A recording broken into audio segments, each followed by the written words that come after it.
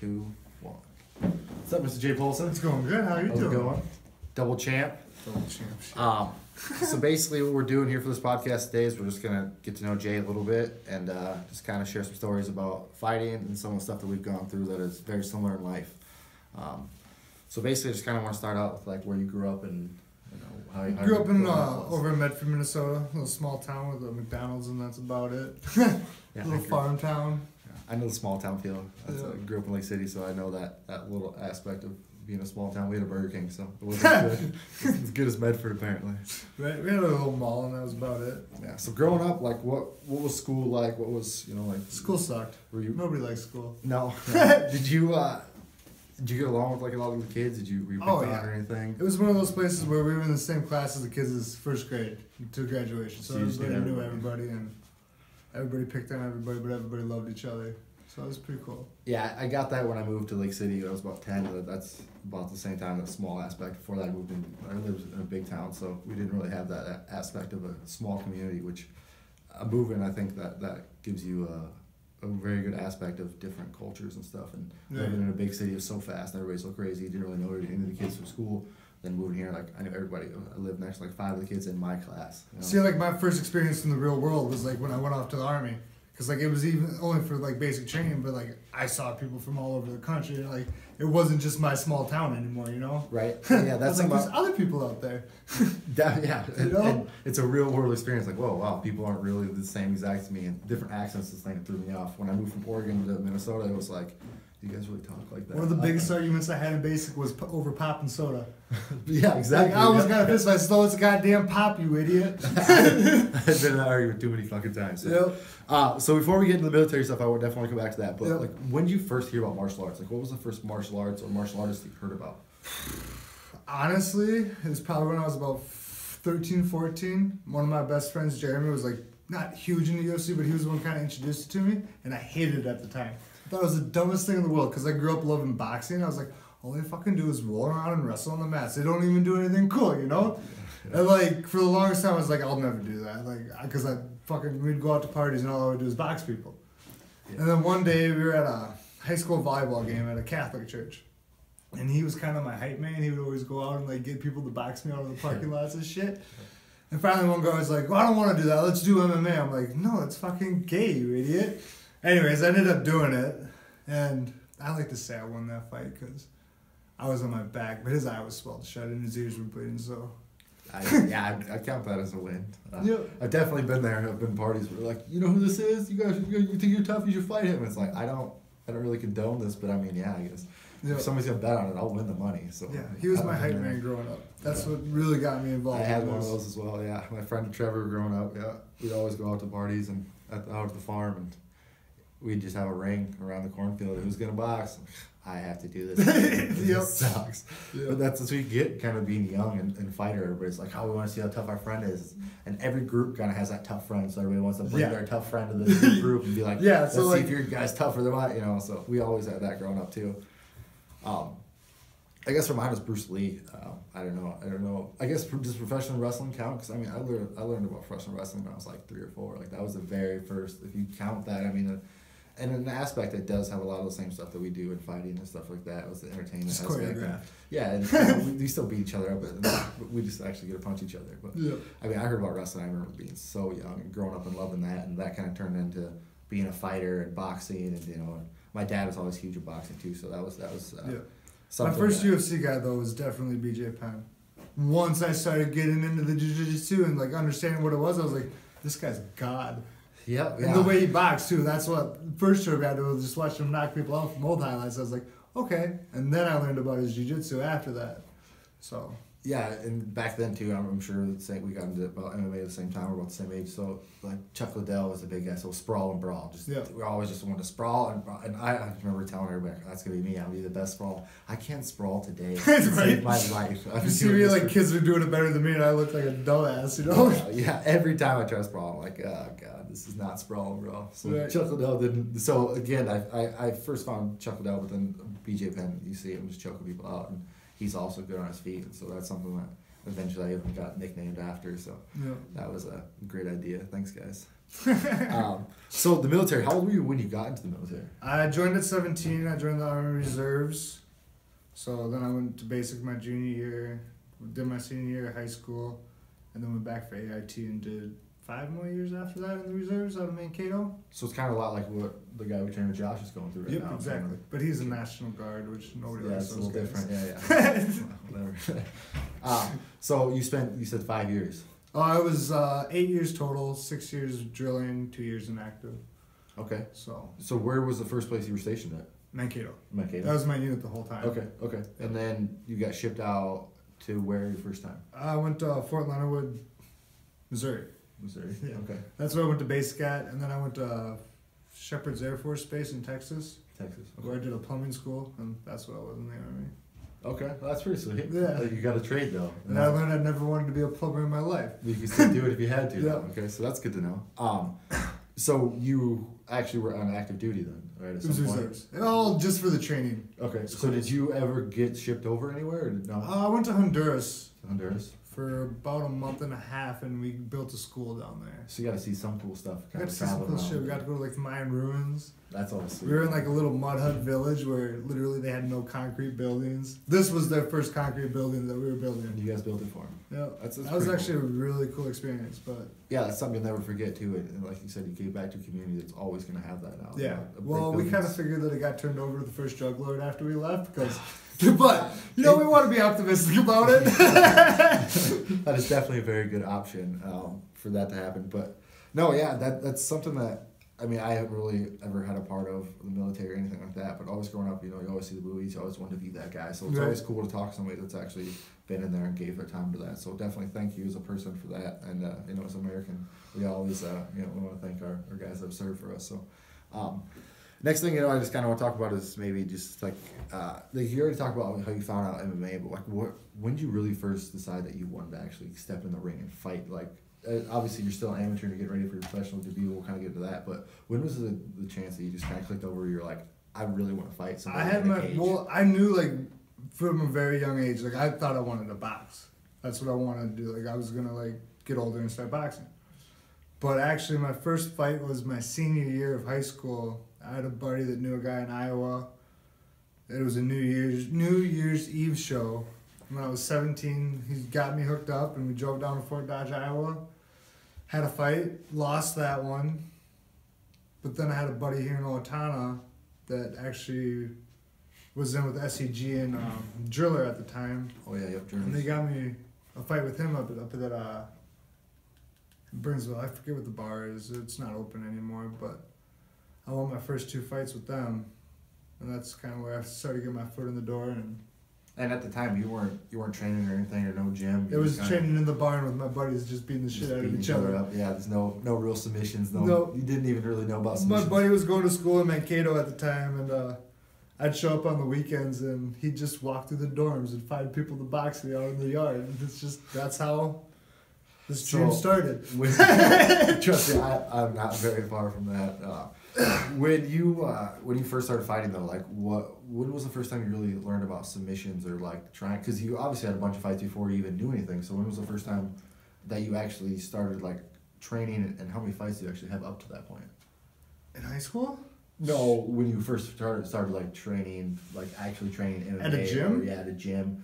And you actually Shoot, kind I of didn't like, start I know what a submission training is now. well, okay, so like me and my buddies, in high school, we would go out in the barn and use YouTube to teach us how to do it. So Okay, like, so you're I had the self-taught. general idea, self-taught, but like my first gym was actually, what was it called? Now it's Valhalla. Oh, okay, yep. They was were called Crystal Fight Club at the Crystal time? Fight Club Something at the like that, time, yeah. And I think I didn't go there until my 7th or 8th fight with SEG. Okay. There's actually a couple fights after James Clark beat the shit out of me. Oh yeah, so you actually fought. I ran James into a and then couple went of their back. teammates up in Alexandria for a fight. And they're like, dude, come down and train with us. I was like, alright. And I trained there for about a year. Had one fight with them. And then my daughter was born a week later. So I took a year or 2 off and just kind of focused on that. And then me and her mom split, and Imperial opened up a couple months later and been here ever since. Okay. Yeah. For some reason, I thought you had you had trained at a couple more gyms before that, or in between here or that and Imperial. But Valhalla, what was that like? I hear a lot of crazy stories about that place, and we have a lot of good guys come out of that gym.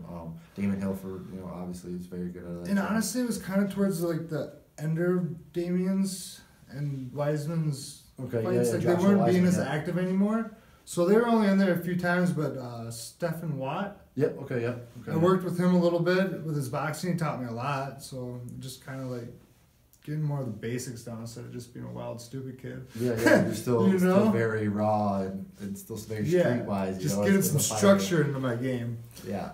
James Clark too. I know he just recently got his brown belt, so that's very good. And he's just a monster to roll with. Were they at that gym they have now in the basement, or were they somewhere else? No, they were somewhere else. I think it was actually in Crystal. Okay. So it was about an hour and a half drive up there. I'd go up there about 2 or 3 times a week and just get some mat time. Yeah, I hear that they have some pretty intense practices too. Back in the day, I know that they definitely did when they first started. Yep. Damon Hill was coming up. Definitely shout out Damon Hill. He beat the hell out of me a couple, once, but the jiu-jitsu match, I think I've done a little better, but we'll see the next time we meet up. So then Imperial, you said that you found, we kind of jump ahead, you found Imperial then. And like, how did you hear about Imperial? What was the first kind of like aspect of you hearing about this? Well, I was living in Otana with a guy named JC that actually went to high school with Ting. And they were like best friends. And I was living with him at the time, and he said, hey, my buddy's opening up a gym. I know you fight, and you've been taking some time off. Do you want to start training? And we were here 3 days later. So let's just kind of backtrack. How did you how did you know JC? Just through high school, or how was that? We actually met lifting at Anytime Fitness. Okay, so just kind of through a mutual friend knew him, and then we started hanging out. And still working out in a general aspect. But, okay, so that's cool. Then you guys lived together for a while, and he introduced you. He was friends with Ting. I didn't know that. I didn't know that they were friends in high school. Yeah. I think they're actually still pretty good friends. I'm sure. Yeah, I don't really. I'm going to get Ting in here again so we can kind of get to know him a little bit better. I'm trying to get all the guys in. Hopefully Coach Dan, now this guy's black belt, we're going to try to get him in. But he's so busy with work and the newborn. So, yeah, we'll definitely try to get him in. And he's got a great story, too. So you knew JC hooked you with Ting. And then, so you found Ting before you even found Coach Dan. Yeah, so I met them both at the same time. Kind of when you came in. Yeah, because I didn't know Ting from high school because they all went to Otana and I went to Medford. Yep, okay. So then, what was your first impression of the gym and of Ting and Dan? Like, how did you? Well, at that time we were rolling out of Stat Fitness. Yeah, yep. So it was a little small area. It was so relaxed back then, where I was just trying to take in as much information as I could because Dan's like an encyclopedia of this stuff. Yeah. And Ting, we were working on our stand up, and it was good stuff. So I instantly fell in love with it.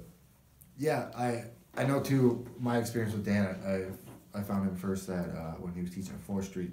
They had the back of the 4th Street boxing gym. They were using mats back there. Him, he was teaching, but I think it was Logan Clark, James Peen, and then another guy at the time were all like the owners of that, or they were like renting out the spot. But I remember just hearing stories about Dan, about how there was a really good guy at Jiu-Jitsu. And at the time though, when I was growing up, it was always the really good guy at Mario's gym.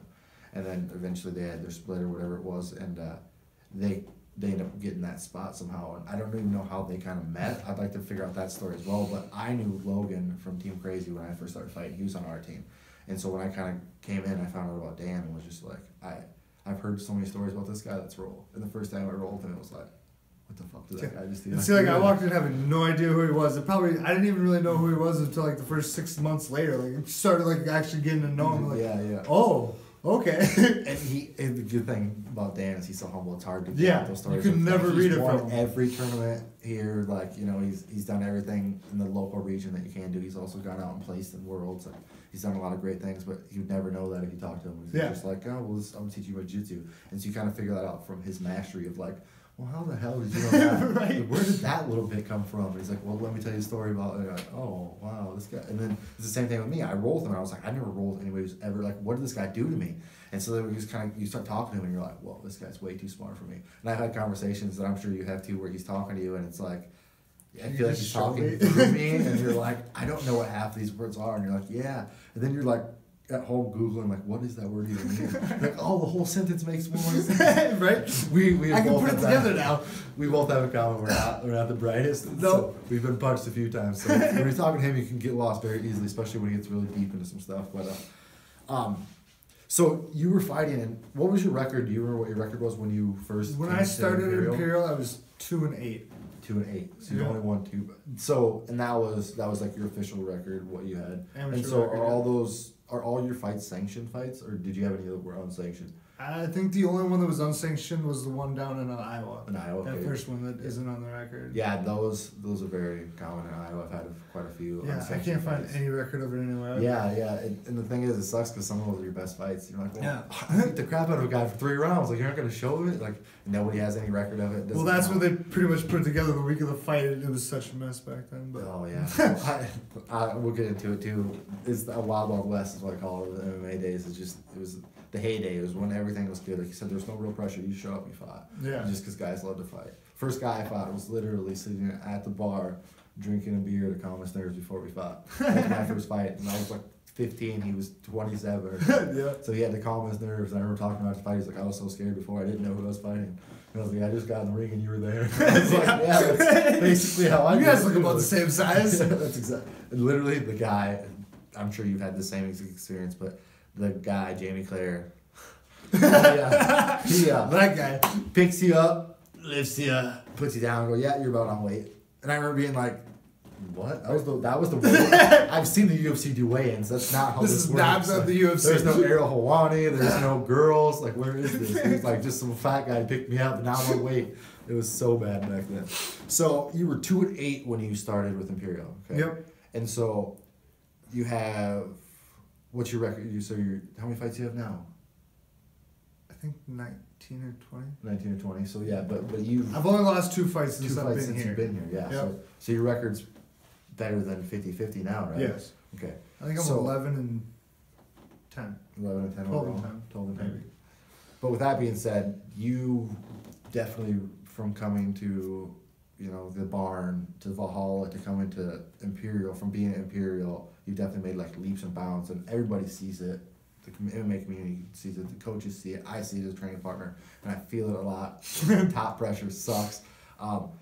But how do you think that change kind of came about? Because, like I said, you came in, you're 2-8, and now you're a 2-time 155-pound champion at 2 different divisions, or 2 different promotions. Yeah. And so, like, what do you think really was the big thing that changed in between that? Obviously, you're at another gym where you were learning. You were there for about a year. So then, what do you think the difference between not so much going bad about that gym, but just what makes this gym different? What do you think that is about our gym? I think it was a few things. I think it was just that me and Dan really clicked, and I really fell in love with his aspects, and really got a close bond with him. Where it was like I trust him, and he's gonna tell me, and I really just got that bond, And the other thing that I think was the lifestyle changes, because I think a month after I started here, I got my second DWI.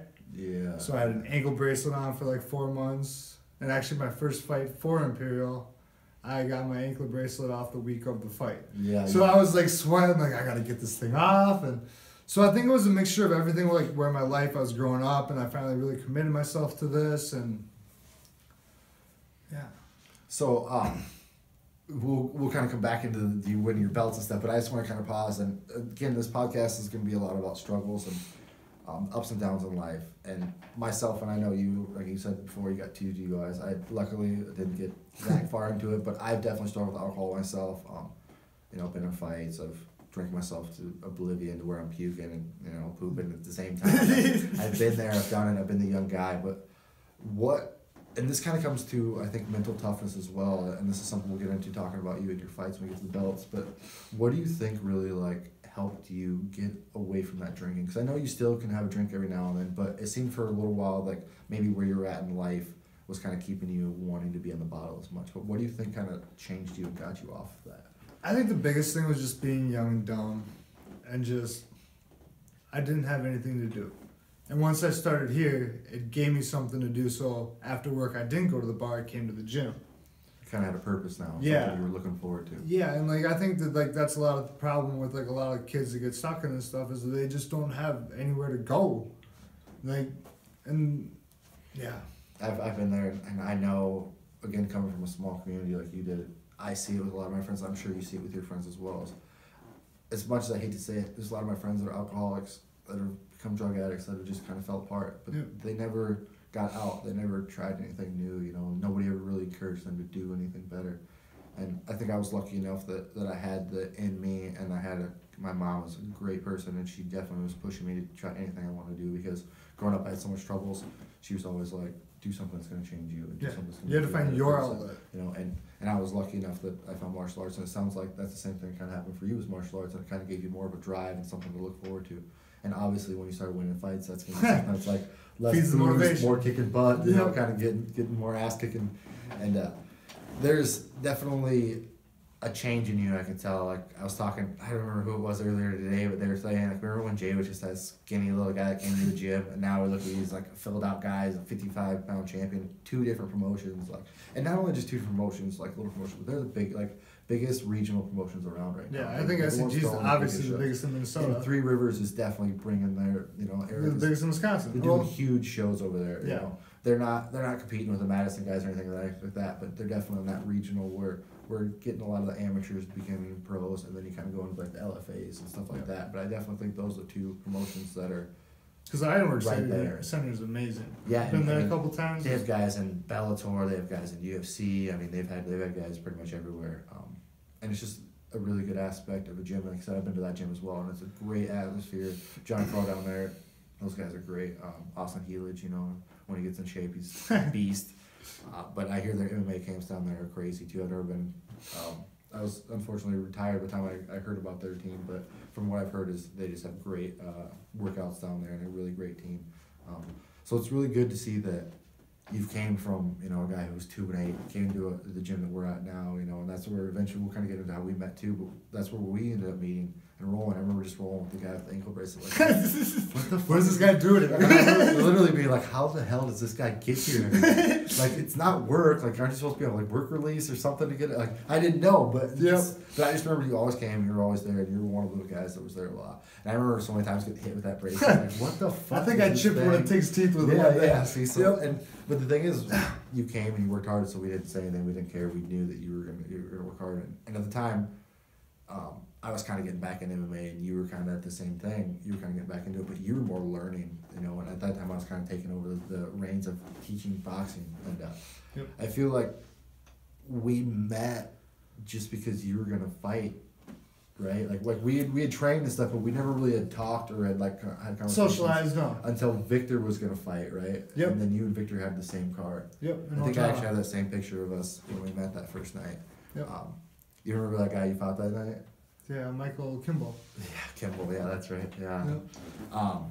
I just remember telling you in the back. I just remember being like, "This guy's so scared of you." You'd be like, "He is." Right? I was like, "Dude, he is so scared over there." Like, I know this guy. And you being like, "All right, he's afraid of me." Then you just kicked the crap out of this poor guy. I think I broke his face, but yeah, you beat him up pretty bad. Cut. But back then too, you had some fights where you were grabbing guys against the cage and you were just kind of letting them have it, and you still do that in your fights now. But that was like when you first really started turning that on, and you kind of could see that momentum shift of your career and your like mental toughness of, oh yeah, I can really beat these guys up. I kind of found myself in those fights is where like I found myself in the gym where like I kind of was growing my own self-confidence and my abilities. Yep.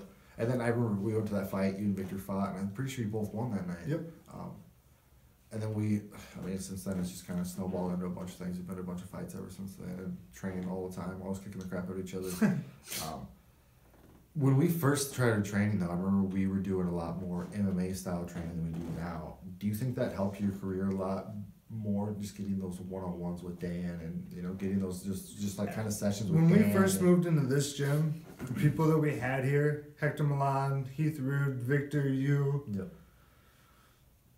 Am I forgetting anybody? JC, I mean, we had JC, yeah, just people, just brawlers and monsters that were just willing to go at each other. Like that probably year, because I think all 3 of us were training for a fight in Wisconsin at the time. Me, Victor, and Hector. And that training camp, we were just going at each other, and it just excelled everything. Because I had Heath sitting on me all the time. Heath and Hector are just state. Yeah, state. I think they both qualified state, maybe even one state. Yeah, I know they both awesome wrestlers, and it was just getting my butt kicked by them every day in the gym because there were no rounds won here. I guarantee that.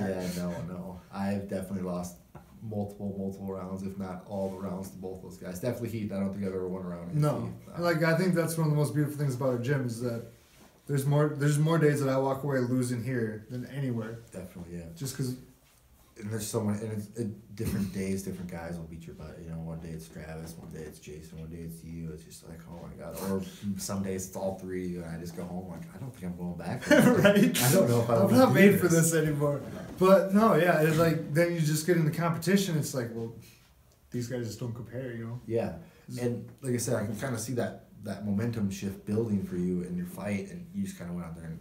No offense to Kimball or anything, but he didn't know what he was really getting into. You know, he was still, I think, where you were maybe 3 or 4 years before that. Yeah. Kind of bouncing into gyms or not really knowing what to do. You know, just kind of picking up fights because he enjoys the sport and enjoys fighting.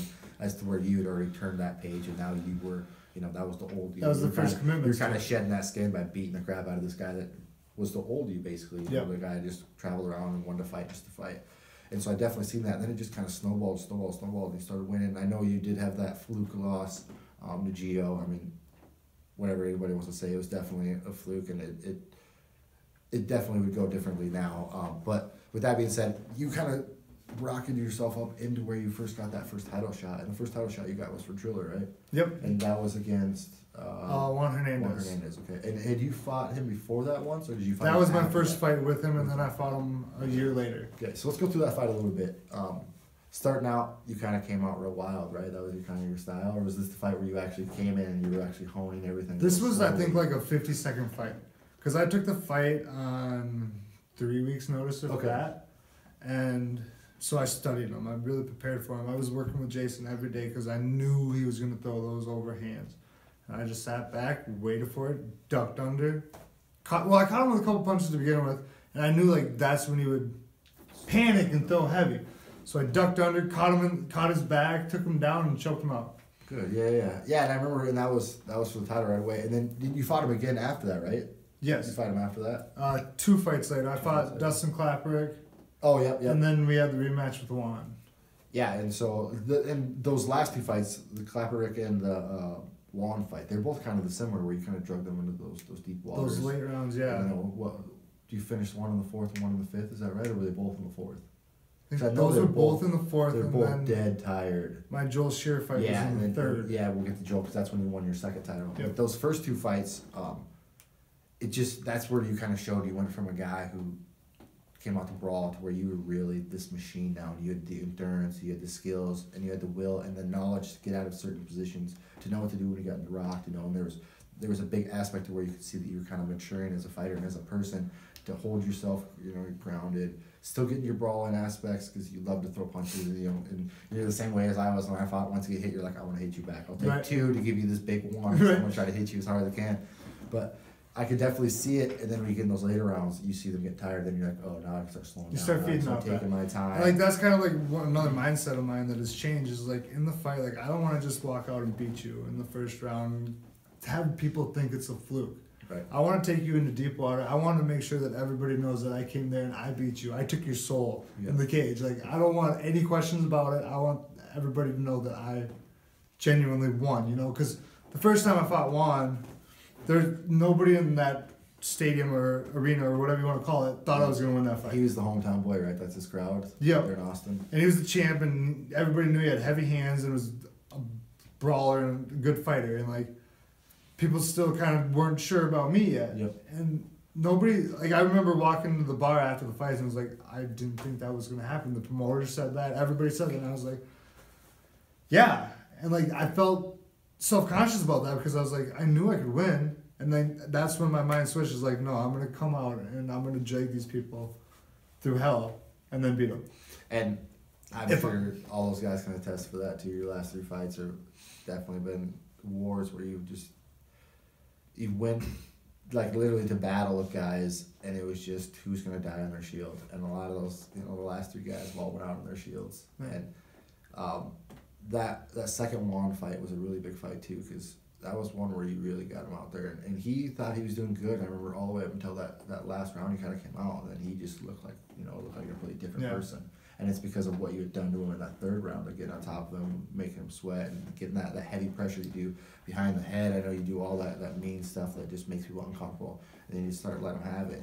I remember seeing him, watching the video of that 4th round and coming out, and it looked like a completely different person. That first round, you know, he's ready, You know, and he's a Mexican guy he's got a lot of he's got that fire. Yeah, and he represents that Mexican nationality well, you know, because he has that. You know, he's got the tattoos, and he's a perfect example of what a scary motherfucker looks like. You know, he looks like a scary guy, and so he comes out and he carries himself very well and he throws hard, but once he started getting tired, you know, that will, and like you said, you were feeding off it. So every time he started going down, you started going up higher and higher and getting more of a adrenaline rush. And you can see that in your last couple of fights.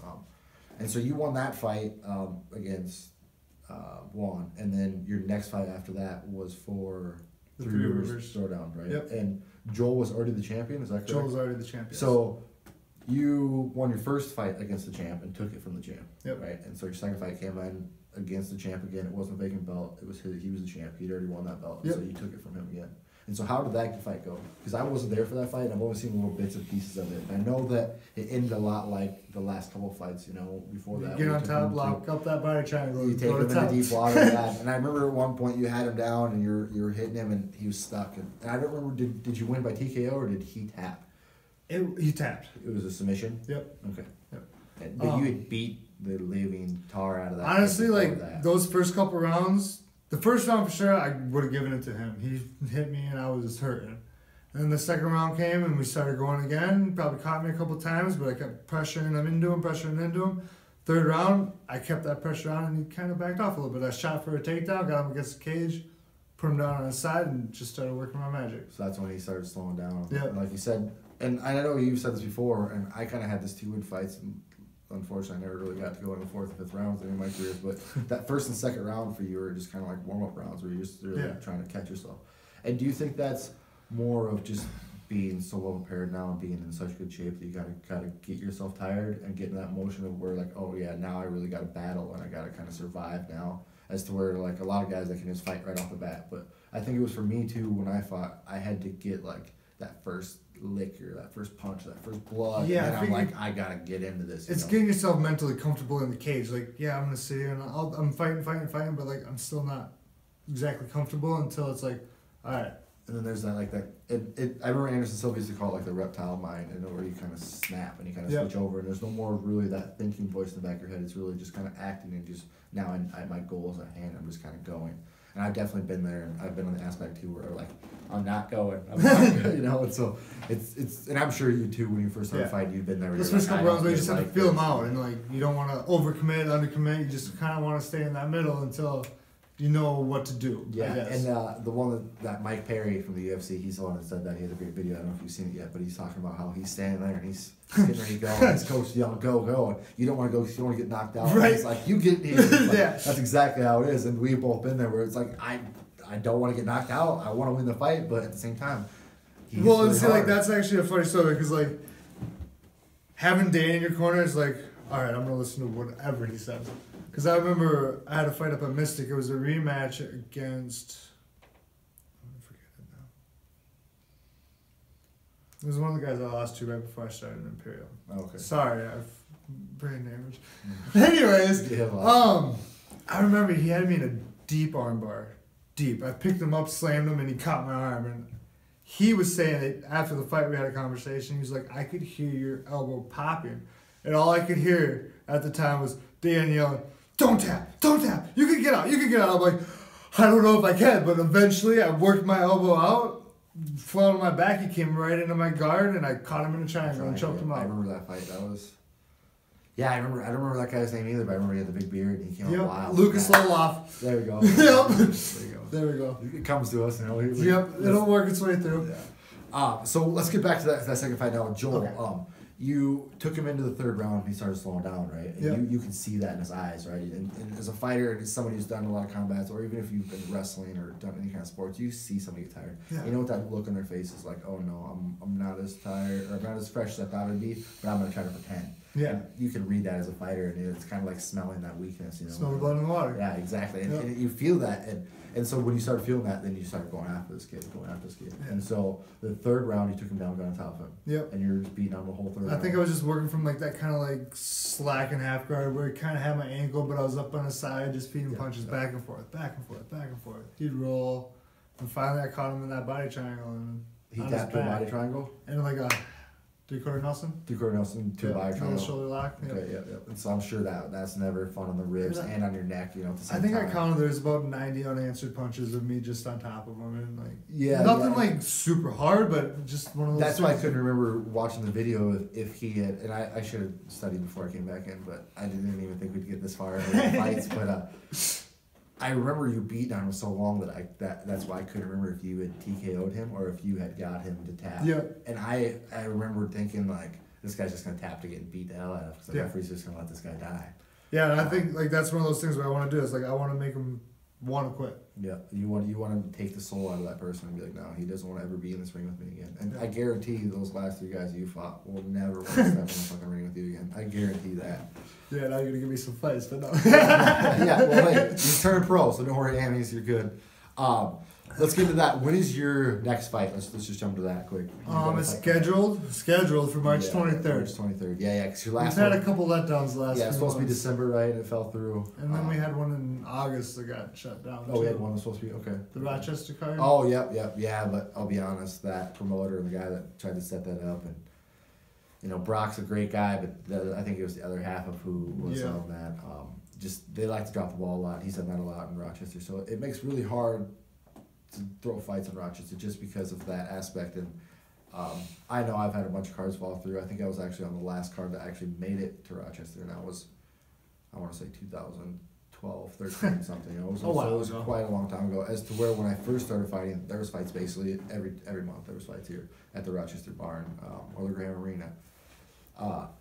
So kind of getting back to that, what the hell are we talking about, Jay? I always wondered how that happens in podcasts. What we're what talking about. Yeah. But it really does. Oh, no. Your fight in Rochester fell through. That's what. Yep, and then we're talking about the pro debut. Yep. Yeah. So coming up, it's scheduled for March 23rd. Yes. Okay. So then, lead up to that, what do you kind of have going on in your life, like as camp wise? I know tomorrow you have some sparring stuff coming up. Tomorrow we're officially starting the get go. Yeah, and I know you've been training pretty regularly, doing Jiu Jitsu and getting that aspect back, kind of getting that endurance. I think you do it a little smarter than I used to too back in the days. You kind of come to Jiu Jitsu and get that back, and then you start sparring as to where I would just go in and spar dead tired and get my butt kicked. And honestly, even my sparring rounds aren't that intense here.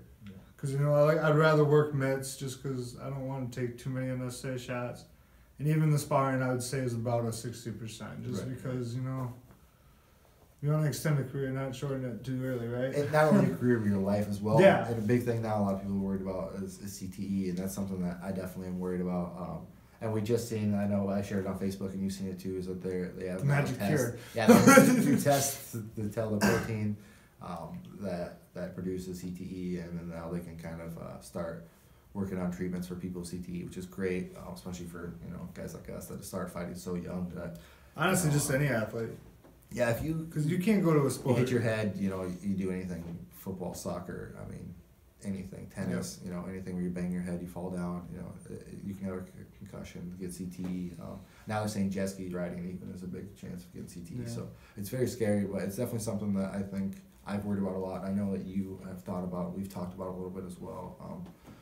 But I don't think that deters somebody from fighting or not fighting. I think it just deters. If it's in your soul, it's in your soul. Yeah, if you want to fight, you're gonna fight, and that's for me. That's why I still compete. I don't fight as much because I've had those concussions and I've had the bouts in the hospital. I've had the memory loss and stuff like that, and I've had those problems with that. So it's something that definitely is serious. But on the same aspect, I don't think it's something that's ever gonna deter somebody who really wants to be a world champion to not do this.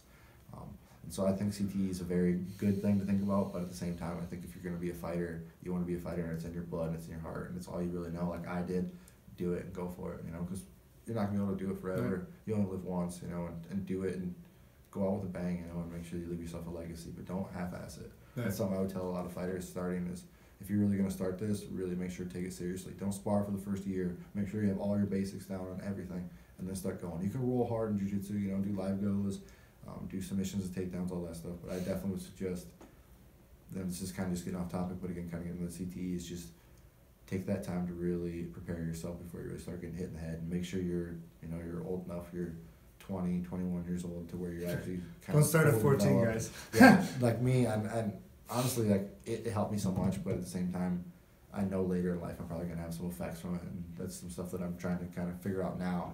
But I definitely suggest that if you think about fighting or whatever, just do it the smart way. But give it everything. Don't half-ass it. Don't dip your toes in the water. Get in with experienced people. Yeah. That's the key to it.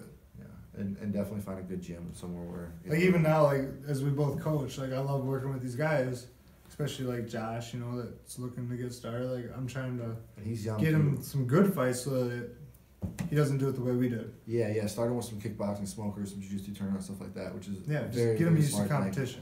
And Josh is a very good kid who's going to work hard, and he took a really liking to you, so he takes your advice very well. So it's good to see you're kind of leading him down the path, and that's the same way I tell a lot of the fighters, because we didn't really have it the easiest. Yeah, we didn't have guidance. We just kind of threw it in, and I had a good team behind me at the time, but we didn't really know, any CTE, concussions, any of that stuff. We just knew we were a bunch of guys that liked to fight, and kept us out of trouble. Everyone that I ever trained with had always been in trouble for either fighting, drugs, fighting and drugs, something, I mean, I growing up has always been around that, so it was good to see an aspect of my life that I could change and for the better and go into fighting. Yeah. No, and like just kind of hit off that is like I've had countless people tell me that you shouldn't be doing this anymore, you should quit, blah blah blah blah. But it's like, if I didn't have this in my life, who knows what I would be doing, Right. Or what would have turned out to be. Yeah. Where you'd be at now. You have to give the plus and minuses and hope that you make the right decisions in it. See, and I don't know if you know the name of the podcast is Wow, Look at Me Now. And so this is, that's kind of a perfect example of why we're doing this, is because we look at where we came from and the stuff that we've gone through, and, the hardships, the ups and the downs, and this kind of brings us all together. And yeah, like this place is a family, dude. Exactly. And I say that all the time, is like, we're the Imperial Army, but at the same time, we're a family. Yeah. All the kids love us, all the adults, everybody comes in. Like, we just had Thomas and Brandon Norby, a really good friend of mine, come in, and they're just like another family member, Every time you see them, they come once, twice a week, whatever, you're like, hey, how you doing? Good to see you. How's everything going, And so it really brought me a new family, a new aspect. It helped me really get through a lot of times that my family was kind of struggling through. So martial arts definitely helped me a lot. I'll get into a lot of that too. The next fight you have, though, do you know who you're fighting? Do you know who the guy is? Maschek? Ash Maschek. Okay, yep. Kid from Austin? Yep. He's an African kid, kickboxer? Right? Yep. I know him. Style? Yep. I've seen him fight a few times. Yep. What do you? Well, I guess we won't get too much into your game plan, but what do you think? Pressure. What do you think? High pressure. Always, yeah. We always know you're coming forward. Dan's our coach. There's a lot of pressure. Yeah. If you know anything about Dan Leckel, let's get on top, and we're going to try to smash you. We're going to keep our shoulder pressure, and we're going to stay heavy. But what do you think is some of the things that he's going to be looking for in this fight? From the few videos I've seen, they're old, so I haven't seen anything too recent. But it's a lot of stand up, a lot of kickboxing, kind of like working that outside, Yep. So. Is he still active fighting, or is this gonna be like a fight that he comes back from a while? Or I think it's coming back for a while. Okay. I haven't the last video that I saw on YouTube was at least 2 or 3 years ago. Yeah. So, okay. So it's gonna be your pro debut. Does he have pro fights as well? I believe this is his pro debut. His pro debut as well. We're both 0-0. Okay. From what the promoter said. Yeah. Hey, we've all been there. And and again, he could have, like we said, we have unsanctioned fights, so he could have fought somewhere else. Yeah. Nobody knows about it. And realistically, the only thing difference between an amateur fight and a pro fight nowadays really is elbows and money. Oh yeah, that too.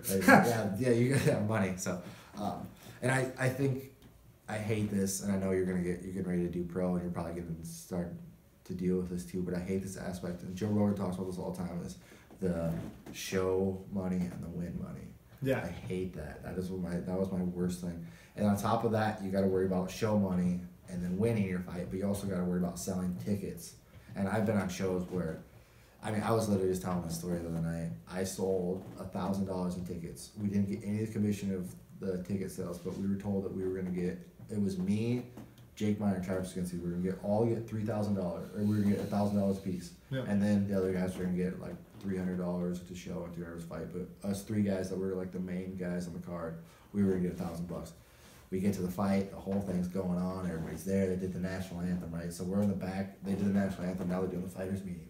So they're in the middle of the fighters meeting, the promoter of the fighter comes in and is literally bawling his eyes out. and we're like, what the fuck is going on here, right? Like I'm fucking ready to roll. Like we're all fucking, you know, like we got 3 guys already taped ready to rock, and I'm like holding pads, like what's going on with this guy? So the guy comes in, he starts bawling, and it ends up being that the show was for a charity, supposedly. And he didn't make enough money on the door because he told everybody he had an investor that was paying for the fighters, and all the money they made from the people coming and the ticket sales was all going toward this. So it ends up coming out that it wasn't a sanctioned fight, so he ended up being the only be able to pay every single person on the card $200. So no win money, no show money, just here's $200. Yeah. So it's like it's so fucked. But the big thing too that I hate is they think it's an incentive to give you your show money and then give you win money. It's an incentive to win. So now you're fighting for that. But realistically, you're gonna fight just as hard no matter what. See, like, and they tell me like you get the show amateurs. money, you get the win money. It's like, okay, so I already add that up because I'm gonna win. Like, I don't even worry about it. Dude, you don't know how many times I was like, ooh, 5 and 5, I'm gonna get $1,000. I get out there and get tapped out, and you're like, what the hell? Like, I have this money spent. Like, I'm not gonna. This is not gonna work out. Like, can I get another fight for 5? I'll fight next fight. Yeah, like I'll fight another guy. I'll fight the biggest guy here. I don't care. But back then, and when we were young too, we didn't like. Especially for me, man, I didn't fucking budget anything. I was always like, yeah, dude, 3 and 3. I'll fight anybody for 3 and 3. Yeah, right. yeah. I'll fight at 170, of course. I don't care. What do you weigh? Like 162, but I'll make it. I'll always wear pants. Right, Like, I've been to those fights where you sign up for 185, weighing in about 172 because you're trying to gain weight. Yeah, you're just like, I'll just wear my shoes. I don't care. That's about 3 pounds, right? One of my buddies, 6 pounds under. Yeah, his first amateur fight, we were filling his pockets full of change, chugging gallons of water, just trying to get him to make weight. And back then, you know, I'm sure that was probably quite a few years ago. It was hard to find fights, and so Yeah. if you did get an opportunity to get on a card, you just showed up and fought. I'm like, hell yeah, give me that. I love this. Like, wait, you're gonna give me? Then back when I first started, before you first started, they were like, we'll give you $50, and I was like, you get $50 to fight a guy right? in a cage in front of everybody. I'm not going to jail. Like, perfect. Yeah. Because I remember, man, I was always kicked out of school and get in trouble. You know, luckily I was 14, 15 years old, and I never got to go to jail for fighting, but I been in trouble with the cops. I had to do the community service. I had to do the stints and the Scared Straight program. I had to do all that, man. So I've been through the ringer. So I kind of want to get back into the mental toughness. What do you think? I know you said that you had that switch when everybody kind of counted you out in that one fight that you. Yeah. You said that like I'm not gonna let this happen again. I know a lot of pro fighters say that. I know Luke Rockhold is one that calls Bisping's count his fight a fluke because he knocked him out right away, you know, blah blah. But Bisping always is like, oh, he got knocked out in the first round. So it kind of goes both ways. But I agree with you. I think that any of those fights that kind of go, you know, you win real quick, like you always kind of feel salty, like God, I'm glad that my technique and everything worked, and I'm that much better a fighter than him. But at the same time, I know his whole group of friends and his family and the promoters all think that he's better than me. So, and it definitely made you switch into being a fighter. But what do you think there was anything else besides just that moment of being counted out and be like, no, I'm never gonna be counted out again because I'm gonna drag him. I think it's probably a lot to do with Dan's, how do you say it? Like not structure, but like his philosophy. Yeah, of him saying we're coming through, we're gonna pound out, we're gonna pressure, we're gonna work these people until they quit. Yeah. Like you want to make them quit, and I guess that's just really started to stick with me these last 4 or 5 fights or whatever it's been. And that's something that I was gonna bring up as well. And just to ask you is if you think that Dan had any kind of he had everything to do with my fight career. Yeah, with the ups definitely. Not the ups, yeah, not bad. Since he's been leave the involved. downs to his own. We'll leave that to Valhalla. No, I'm just kidding. So I was gonna bring it up because Dan is definitely somebody that's definitely talked to me. And when I first came to the gym, I mean, I had gained 40 pounds in a year. I quit fighting. I quit training. I became an alcoholic. I had a lot of ups and downs in my life, and that was definitely a really low point because I had lost fighting. I had lost my gym at the time, but then I came here and I found Dan, and Dan was a guy that really gave me structure and kind of really told me, like, write down your goals, work hard in the gym, don't give up every day. And this is stuff that other coaches, you know, earlier in my career told me, but I don't think I was ever old enough to really understand that or mature enough at the time. Right. I always thought, like, oh, they're picking on me, like, they're just trying to point me out to make sure everybody else works hard. Well, like, I've had other coaches too, and, like, I think the biggest thing is Dan's, like, more of just a coach. Like, he's been a mentor, a friend, like, you hang out with him, like, it's just more of a personal, I don't know if it's with everybody, but, like, with us that have been here since day one, it's been, like, that kind of closer bond, which it maybe stuck with us a little bit better through him. Yeah, and I think you've been at Imperial probably a couple months longer than I have. I showed up kind of just again, you know, a really good buddy of ours was Victor. Yep. I had quit, and you know, he kind of just brought me back, like giving me crap. I'm gonna choke you out. I'm much better than you now. Like, Yeah, that's cute. Quit being a puto. Yeah, that's Victor. You know, I was like, quit being a bitch. Show up. Like, you got to show up. And like I said, I had trained with Dan before that. I quit a year. I found Dan at 4th Street. I got hurt, and then I quit fighting. I lost my team that I was running at the time. I had my own team, and when I came back specifically just to roll with Victor that one day. When I came back, I didn't really put 2 and 2 together that it was really Dan and Ting who had a gym. And so before I had quit and everything, I was already in talks with kind of being a partner with Dan and them owning a gym. But it ended up falling through again. Like, I quit fighting and all that. Got into a lot of really depressed after my last fight at that era. Luckily, I've had 2 fights since then, so it's pretty good. But with that being said, like, when I came in with Dan, he would always encourage me to come back and always encourage me to take those long drives and to think about the things that I wanted to do and what I wanted to accomplish. And I'm sure that, I mean, I've never heard him talk to you about this stuff as well, but I'm sure that there's stuff that he's beating your head as well as, you know, work on this, write your goals down, figure out what you want to do with this and what you want to do. And like, just to like prove the point, like last year I was living up in River Falls for 4 or 5 months. And like, I was working all summer, but once I kind of started slowing down, I was driving down an hour and a half each time, you know, just because this is the only gym that I was going to go to. Right. And that's the same with me from Lake City. I was driving to Rochester at the time. I had a gym in Lake City. I was teaching 4 nights a week, and I would drive the 2 nights that I wasn't, you know, 2 or 3 nights that I wasn't, up to Rochester just to train from there. Yeah. I'd take what he taught me, and I'd take it back to Lake City, and I'd teach my team. Yeah. And so everybody down there was like, wow, you're such a good coach. And I was like, you guys got to see Coach Dan. Right. And so I drove to I drove to Ayota, where he lives. I mean, from Lake City to Ayota. I mean, I drove there for, you know, months on end, just going down, and just whether it was just me and him or me, him and Cody at the time, just running sprints in his front yard, going down his basement and doing just drills.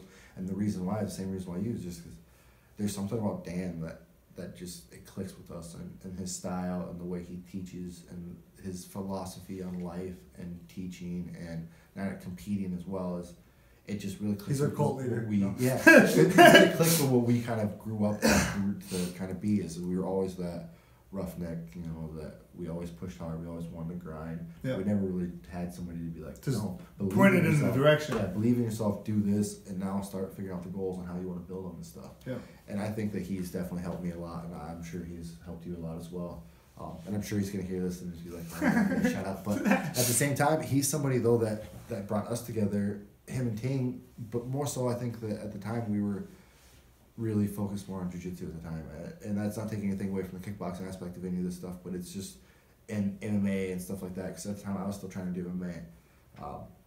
The ground game is where I was lacking the most. I felt like I could stand up with a lot of people, but when I got to the ground, I felt like I was getting out-wrestled. Those 8 losses I had in a row were because I was fighting in Minnesota, and everybody knows how to wrestle here. Yeah. I did wrestle. You know? Like, if those first 2 fights I won were the first 2 people that would stand up, or the 2 people that stood up and fought me, you know? Yeah. The rest of them, they're like, no, we're going to wrestle. Yeah. I was like, okay, I got to learn something else now. Yeah, then you come here and you see Dan's philosophy, you're like, whoa, get on top like that? Okay. Right? Oh, you beat him up like that? Because I remember when I first started here, like, I wanted to be in guard. It's the only place I ever wanted to be. Dan will test this. He took that away. I'll bring this up when Dan comes on the podcast, just so you can attest to this. When I first came to Dan, all I played was guard. Yep. 100%. My half guard was 100% get back to guard. Side control, 100% get back to full guard. Yep. Like that streak that we do now, where we get the hook in, we bring the bottom hook in, and we come out. I never even did that. I never wanted to do that. It was I never wanted to be across, get my guard, and then I start playing guard. I wanted to find my rubber guard and punch you in the face. Yeah, you've been trying that for a while, yeah. Yep. But so he definitely helped a lot with the mental toughness. Do you think that having him in your corner makes you want to give up less? Do you think it makes you like push a little bit harder knowing that you hear him? And hear like just hearing him saying you still got this. Like, I just trust that voice, you know? Yeah. And like, you could be in a crowd with hundreds of people, but that's the only voice that I hear anymore, you know? Like, it's all those talks too of, and you always run that through your head when you're competing. At least for me, it has always been. It's just, you know he's there, and you know that the stuff that he's taught you, the escapes, the philosophies, the goals at hand, they're all going to work. You just got to believe in it and go step by step in the way that he has taught you to do it. And I think that's with a lot of people from Jiu Jitsu is if you have a really good coach and you have somebody with you, stick with that person and make sure that you actually take the time to really learn from them and not just learn the moves, but learn the philosophies, learn the reasons behind they do certain stuff. Understand the whole structure. Yeah, and like you said, understanding the whole like the whole picture of everything, of not just, you know, I'm putting in the outline of a puzzle, now I'm kind of putting a piece in here and there. It's like he's building our puzzle for us, you know, he's putting, you're just like, wow, okay. But if you're not really watching it, you're gonna start missing pieces, you know. And so for us, it's really good that we have somebody that's caring enough to actually have those sit downs and talks, as to where he's not just teaching a class, but we can actually go to, you know, we can go to seminars together, we can go to jiu-jitsu tournaments, we go to fights together. The whole time he's talking to us and telling us stuff, and just we're always learning, whether it's on the mats or off the mats. Every time with Dan, I learn something, you know, whether it's about life, whether it's about entrepreneur, because I mean, he's one of the ones that definitely kind of talked me into wanting to do this, and, you know, giving me the aspect of wanting to do this. So Right. Big thanks to Dan for everything he's done for both of us, and Ting as well. The gym is. The gym wouldn't be open if yeah. it probably wasn't for his business. If it wasn't for the way Ting runs stuff, and the advertising, the way he's got kids in his classes, and his kickboxing program is outstanding right now. And we just gotta get more people into that and just get more eyes on that, because if more people see that, they're gonna love that program. Yeah, it's really blowing up right now, is the way it is. But in our jiu-jitsu program for the adults is amazing. We always have new people coming in, and I'm always encouraging people, like, you know, I mean, I met a girl on Tinder not too long ago, and I was just like, you train jiu-jitsu? Where do you train at? Mario. I was like, I mean, I'm not gonna say anything bad, but at the same time, you should at least just come and, you know, check us out and see what we got. We're a smaller gym. We don't, you know, we're not as flashy, and we don't look like we have as much invested, but what they have invested in money, really we have invested in time and energy, and as a family. And I know that, you know, guys like Dion and Bonsai, all those guys, they always talk about how we're so close and we're always a family. We always go together. Like Bonsai's family always brings food. You know, it's like, it's really great that this gym has brought us together and made us to even be able to do this podcast today and kind of learn a little more about each other. Yeah. The one thing I kind of want to bring up now is the Cowboy and McGregor fight. I got this picture. I'll show it to you quick. I know you've seen it earlier, but it's one of the best pictures. I'll try to show it to the camera as well. But it's this picture here, right? That's fucking sick. Why is he dressed like a Viking? I don't know what. I saw that. I thought it was a Spartan at first. I just got done watching Vikings on Hulu. Oh, I was like, he's not a Viking, he's Irish. You know? Okay, so I don't watch Vikings, so when I go back and now I think about it, that's the main guy from Vikings. Yeah, that's exactly what it looks like. I'm like, that's an insult. Okay.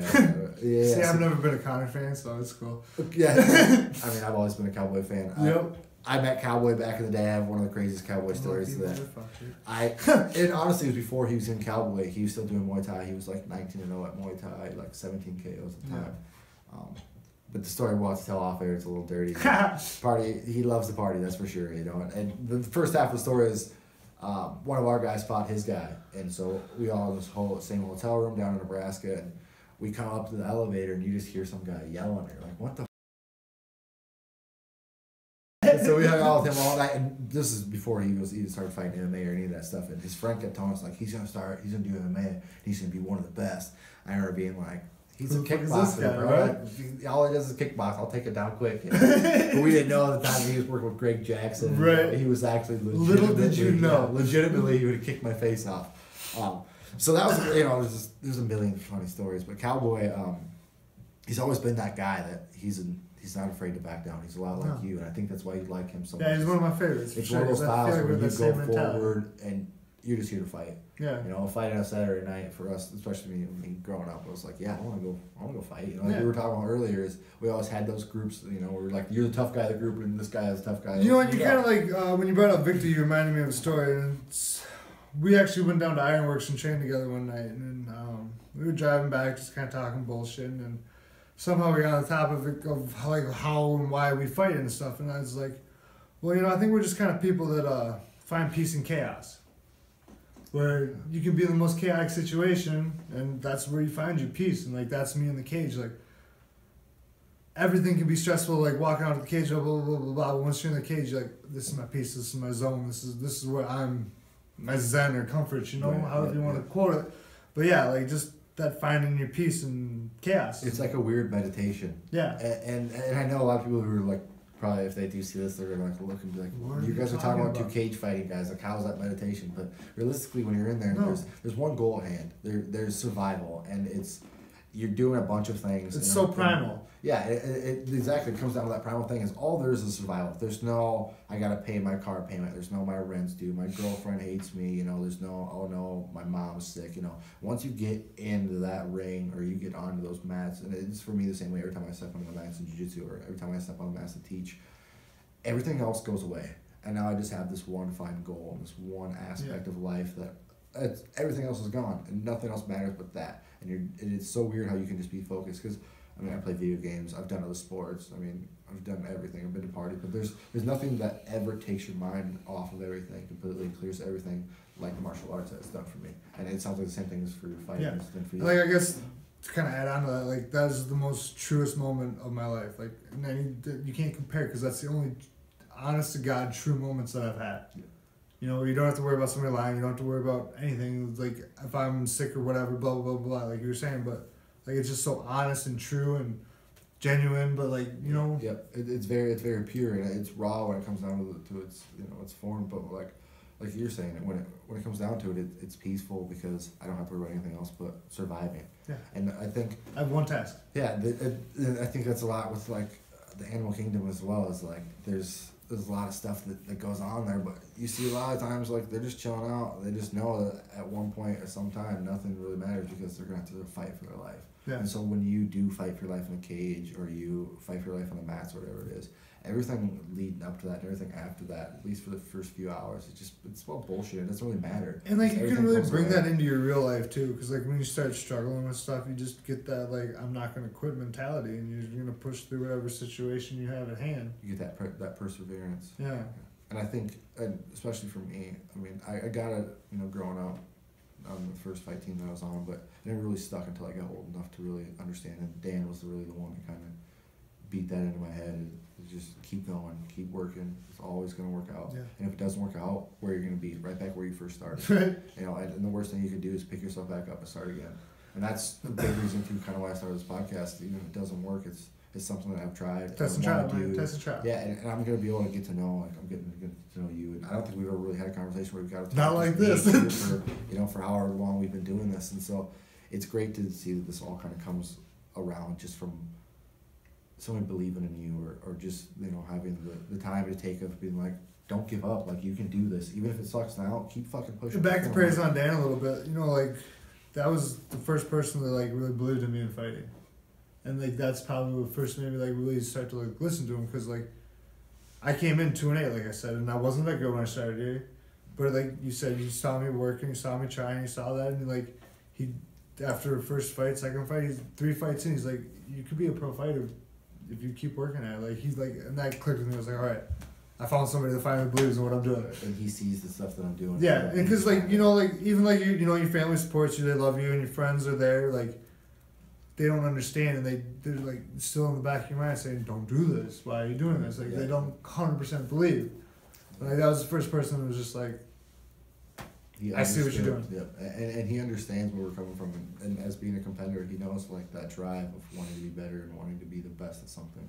And so definitely he's changed my life a lot and gave me a lot of good aspects of things to look forward to, setting goals, stuff like that.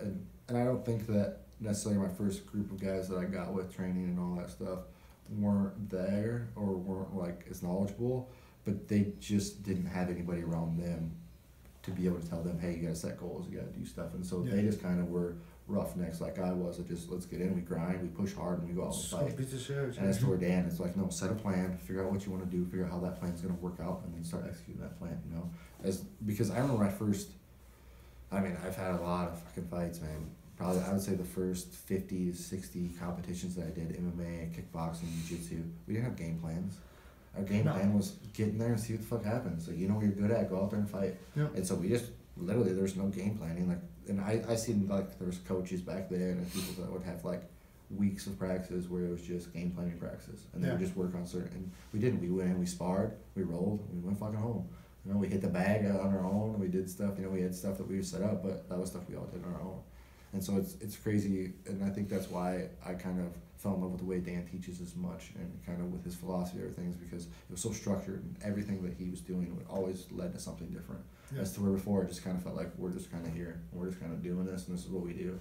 And I felt like I was always getting better every time I came with Dan, whether it was learning to keep my elbows in, or whether it was make sure that every time it goes north-south, keep my neck, my hand up to block my neck. Just little things, and they all snowballed into this big thing. And now, I mean, I feel like I'm a really complete jiu-jitsu guy who's building on to now and hopefully get my pro belt soon. And that's all because of Dan. And I've been with Dan from the first day I put on my white belt. He was the first person to put a gi on me. Yeah, I put my Never even thought about it. Put my white belt on, and I was with here with Dan. And ever since then, I've been here, and I've been pushing. I think it took a year for him to convince me to do it, but... Yeah, I was the no-gi guy for that. I hated it. And I'll be honest, even up until Ali first came into the gym, because as weird as it sounds, I never really, I'd got my butt kicked, but it was never really whatever. This guy's stronger than me. He had a better grip. Yeah. He knows this a little better than me. But when I kind of started with Ali, it was like, I knew she wasn't stronger than me. I knew her technique probably, when it came down to jiu-jitsu, fundamentals, probably weren't better than me, maybe right around the same. But her philosophy, the way she used leverage and grips and stuff like that, really changed my aspect, because I knew how to armbar a guy, I knew how to triangle a guy, I could do all that. But when it came to using the gi and the lapel and the ways of moving people, it was really wow, okay. And a lot before that, even she came in, I think she kind of got Dan back into the teaching a lot of that stuff. He did teach a lot of that gripping and all that stuff, and so she helped me a lot and kind of showed me hey, either you're good at gi or you're not good at jiu-jitsu. Right. I was like, oh, okay, I'm right, because he choked me out with the same move 10 times. So I better learn what the hell you're doing. Right. Well, all right, Jay, thank you for doing this, man. We're definitely gonna do a different one, another one with more people later. I'm gonna get a bunch more people on. I want to get everybody kind of associated with the podcast before I start bringing big groups in. But then we're gonna do hopefully a fight companion. Hopefully we can go over, maybe we can do one again where we just kind of come in and we figure out where we can go over some of our fights. Just watch some fights from old days when we were just fighting and just kind of commentate on them. Yeah. What the hell was I thinking? What the hell was I thinking? At this point, I remember being God, I don't want to be here anymore. Because I know there's fights where I'm just nope, that's where I gave up right there. I was done. I quit. You can see it. Look, see, tap. Yep, there it is. So we can definitely do a bunch more fun podcasts. And we're going to have more guests on, too. Hopefully we're going to have Brock on here soon. Coach Dan, definitely, when he gets all this stuff coming down. Victor, at some point, when we get down. Travis, probably the next one. Travis or Charlie will get. So then there would be a lot more stuff just coming up in the future for this podcast. Is there anything else that you got going on in your life that you kind of want to talk about? Maybe your kickboxing program or something like that? Nothing big. Just kind of pump our gym and start in the beginnings of kickboxing, because then you'll graduate to me. So yeah. What, that's Tuesdays and Thursdays, right? Thursday nights is me. Jason does Tuesday nights. Okay, yeah, Thursday nights. Come to kickboxing on Thursday nights, Imperial. I'll teach you a thing or two. Just remember, share, comment. If you just liked it, tell us you liked it, you hate it, tell us what you didn't like about it. Right, tell us we're you guys dumb. think we're fucking idiots, just tell us we're idiots, we get it. We've been there before, so again, thank you, Jay, I appreciate it, man. I'm glad we finally got to do this and that you're my first guest, so I'm going to get something eventually that all the guests Rookie of the year? on. Yeah, Rookie of the Year. For sure. So far, you're in the fucking running. It's January, but we're going. We're going to get something. You're going to get belts for this show? I'm going to get something. Okay. Yeah, we'll do it. We'll do something. We got to get more guests, though, more views. But we're going to get something, too, where I'm going to have all the guests sign it. And then we'll have you come back in and we'll just do a little clip of you just signing all the stuff for the YouTube page and stuff. So cool. We'll definitely get you to do that, but that's still coming in. Again, we're just kind of building. Work in progress. Yeah, work in progress. So I think that's it, man. Thank you very much. I appreciate it. Have a good one.